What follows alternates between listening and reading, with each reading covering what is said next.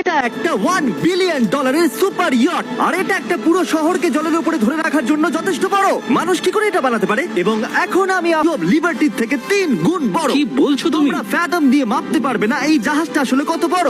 এটা সত্যি একটা ভাসমান শহর যেটা 1200 ফুট চওড়া এবং উচ্চতায় 17 তলা, আর এতে প্রায় 10,000 লোক ধরে যায়। অন্য জাহাজগুলোতে আমাদের একটা করে রুম ছিল, কিন্তু এই জাহাজে আছে প্রায় 2000 রুমস। এই বোটেতে আছে ওয়াটার স্লাইডস, একটা ইনডোর মল, একটা বাস্কেটবল কোর্ট এবং অসংখ্য জিনিস যেগুলোর আমি নামই জানি না। গিয়ে আঙুল শেষ হয়ে গেল। এখন থেকে সবকিছু হলো আমাদের। মজা করো বয়েজ।